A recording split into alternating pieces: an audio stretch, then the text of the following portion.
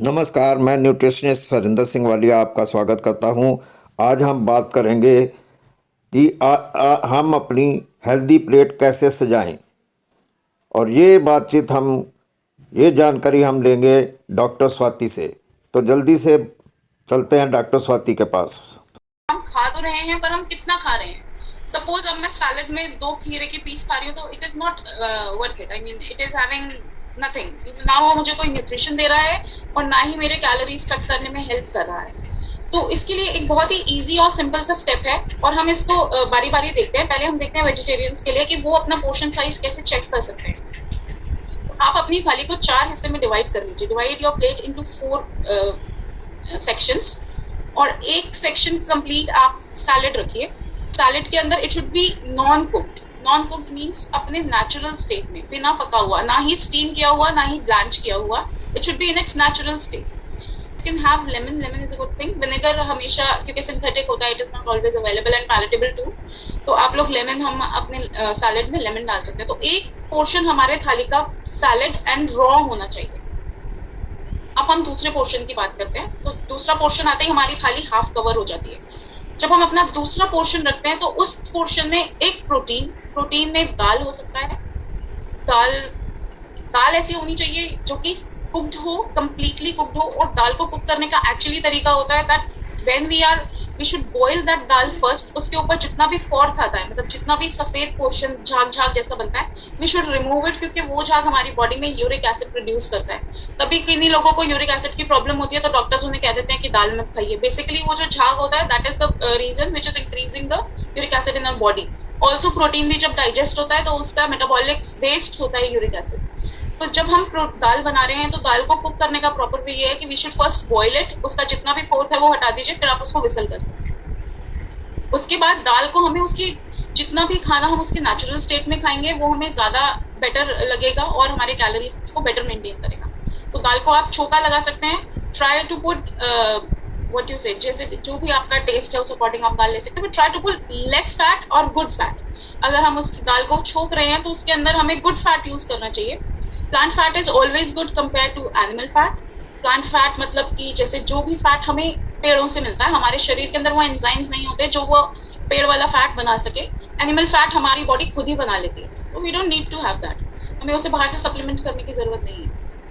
तो सरसों का तेल जैसे हो गया, सनफ्लावर ऑयल हो गया, anything which is derived from plant, any fat, we can use that. तो हमें कोशिश करनी चाहिए कि हम अपना दाल को उसमें कुक करें। अब ये हम अपने सेकेंड पोर्शन की बात करें।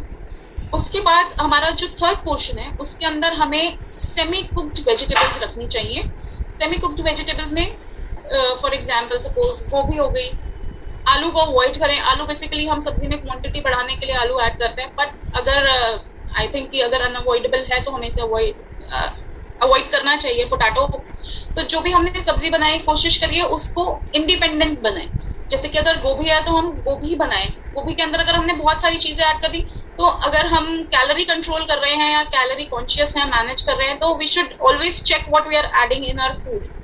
और try to reduce the salt वगैरह। बहुत ज्यादा स्पाइसी और बहुत ज्यादा सॉल्टी हमारे बॉडी को ऑस्मोसिस की तरफ, मतलब कि जैसे अगर ज्यादा कॉन्सेंट्रेशन हुआ, so we need more water to remove it. तो either you check your water content, and if you're not checking your water content, then you have to check on what you're adding into your food. अब बाकी बचा last हमारा 1/4। तो उस 1/4 में हम चपाती और राइस रख सकते हैं।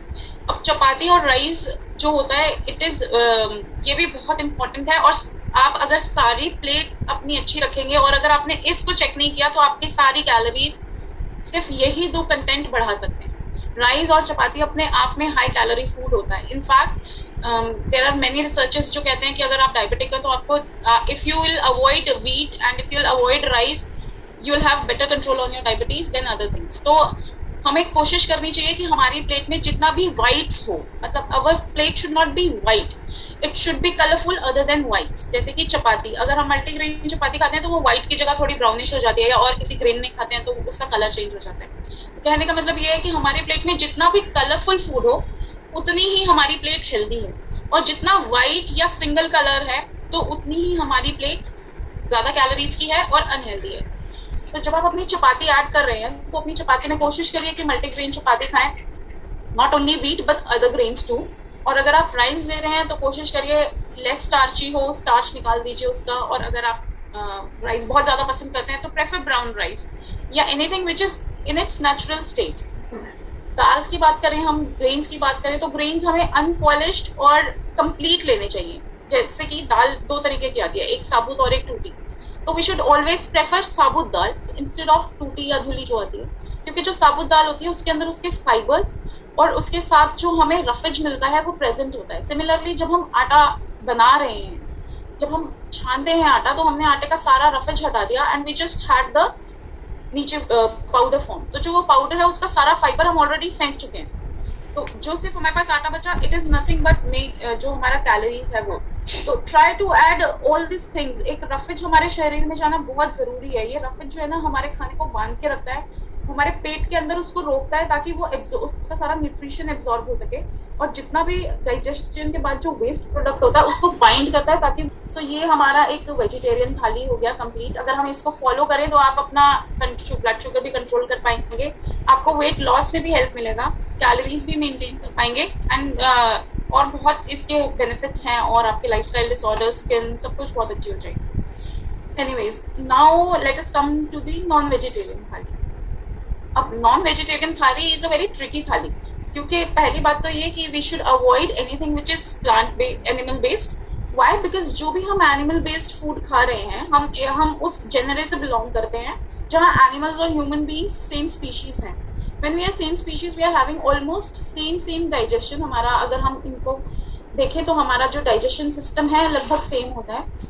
तो जो भी नॉन वेजिटेरियन हार्मोन्स होते हैं, वो हम एनिमल हार्मोन्स होते हैं, वो हमारे अंदर ऑलरेडी होते हैं। हम उन्हें सिर्फ स्टैक अप करते हैं नॉन वेजिटेरियन फूड के साथ। But still there are people they want to eat, मतलब they just can not leave it, they have to have it. कि पहली चीज, always prefer sea animals than the land animals.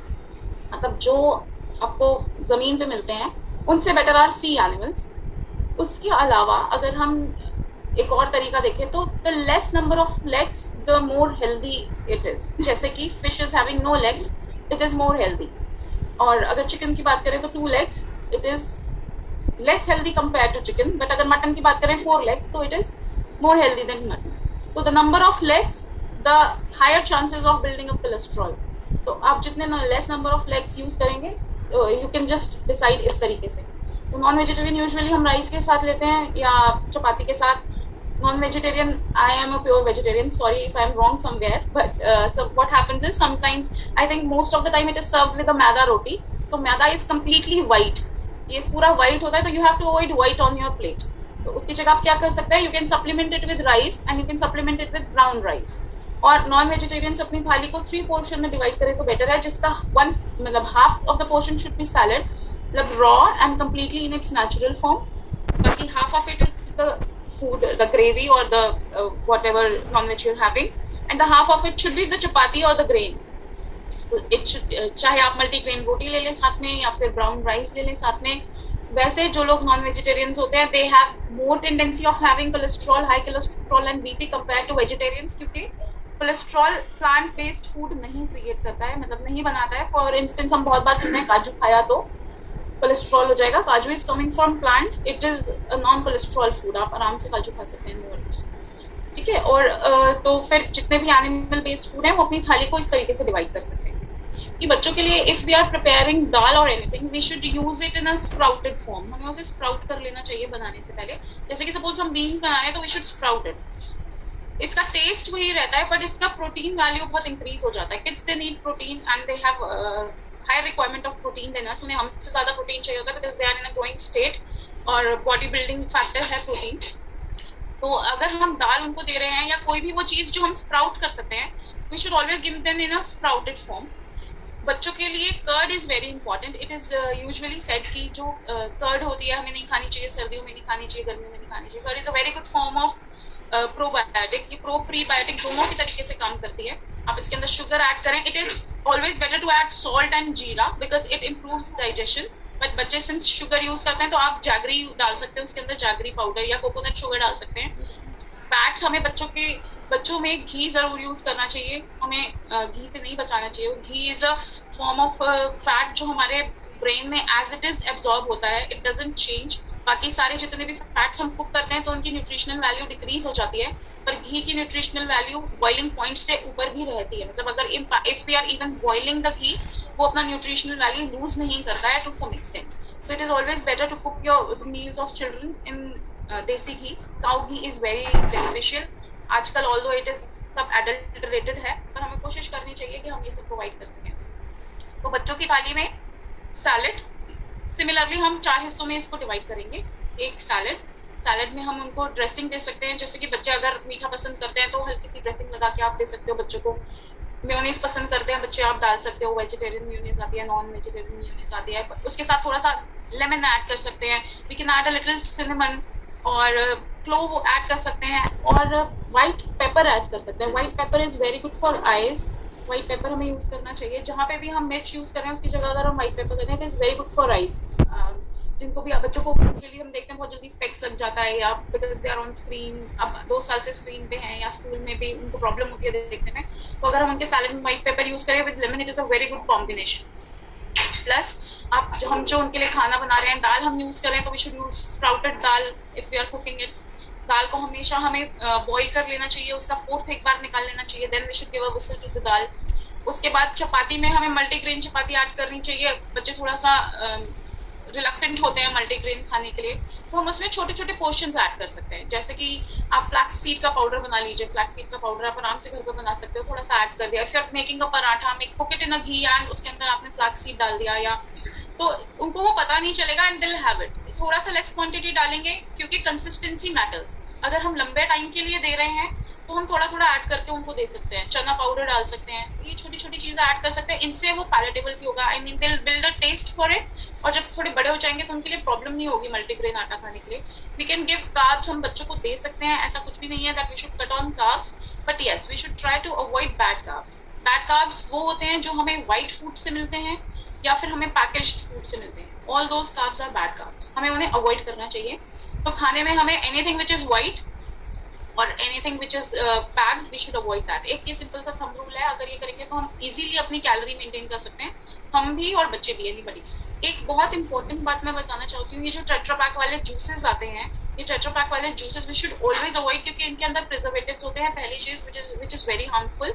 Secondly, juices हमें किसी भी form में avoid करने चाहिए। We should always prefer fruit and juices सिर्फ वो लोग जो लोग फ्रूट नहीं चबा सकते वो लोग जूसेस यूज कर सकते हैं। हम कुछ भी खा रहे हैं तो इसका लगभग क्या हमारे ऊपर अफेक्ट आएगा। तो और मैं आपको कुछ पॉइंट्स बताती हूँ जो आप ध्यान में रख सकते हो while having anything from inside और फ्रॉम आउटसाइड। मतलब आप अगर घर पे भी खा रहे हैं या बाहर भी खा रहे हैं तो आप उससे अपनी थोड़ी सी हेल्प ले सकते हैं। कैसे? पहली चीज, try to have more and more leafy things. मतलब जितना कलरफुल खाना उतना हेल्दी खाना। तो try to have more colourful food. जैसे कि सपोज आप गए बाहर, यू आर हैविंग पास्ता, तो पास्ता में you can choose with a white sauce and you can choose in a red sauce. तो क्या होता है कि यू कैन हैव मिक्स्ड और यू कैन हैव रेड। इससे क्या होगा, जितना at least you have something which is related to tomatoes, या you can add veggies on it. आप अपने उस पर वेजीज ऐड करा सकते हो। कहने का मतलब यू कैन मैनेज, मतलब अगर हमें गलत खाना ही है तो उसके साथ थोड़ा सा अच्छा ज्यादा ऐड कर देना चाहिए। कहने का मतलब ये, suppose if we are having something which is junk, because it is impossible कि हर कोई हर वक्त अच्छा खाना खाए, मुझे नहीं लगता कि it is possible, but yes, पर अगर हम कुछ खा रहे हैं जो हमें पता है कि ये हमें नुकसान दे सकता है, तो बहुत सिंपल सा रूल है कि हम ज्यादा जो नुकसान देने वाली चीज है उसको कम करके उसके साथ हम कुछ अच्छा ऐड कर सकते हैं, सो दैट अगर नुकसान ना दे तो इट विल बी बैलेंस्ड। अगर वो फायदा नहीं करेगा तो बैलेंस हो जाएगा। Similarly, suppose if you are out somewhere, instead of ordering a cold drink, you can order a lemon juice, or you can order anything which is like शिकंजी वगैरह, आप कुछ इस तरीके से ऑर्डर कर सकते हो। एनीथिंग विच इज एसिडिक, जैसे कि लेमन नेचुरल फॉर्म में हो गया, तो आपने क्या किया, आपने खाना तो खाया but you have something which is appetiser, या आपकी डाइजेशन को हेल्प कर रहा है या आपको सूद कर रहा है। आप लस्सी ले सकते हैं, लस्सी इज वेरी सूदिंग, गर्मियों में आपके डाइजेशन को हेल्प करेगी, प्रोबायोटिक के फॉर्म में एक्ट करेगी। आप लोग छाछ ले सकते हैं, chaach is a very good supplement to anything side, जो भी हम साइड में लेते हैं, जैसे कि एनी जूसेस या mocktails. Try to avoid any mocktails and cocktails. घर पे तो हम हमेशा मैनेज कर ही सकते हैं अपने खाने को अपने अकॉर्डिंग, पर अगर हम कहीं बाहर भी जा रहे हैं तो एटलीस्ट हमें इतना एनलाइटन जरूर होना चाहिए that we should look to the menu and we should be able to जज कि इसमें से हम क्या अच्छा ले सकते हैं। उम्मीद करता हूँ कि आपको हमारी ये वीडियो अच्छी लगी होगी, और अच्छी लगी तो हम इसको लाइक और शेयर ज़रूर करें, हमारे चैनल को सब्सक्राइब भी करें। जल्दी किसी नई वीडियो के साथ आपके रूबरू होऊंगा। तब तक हमें दे इजाज़त। नमस्कार।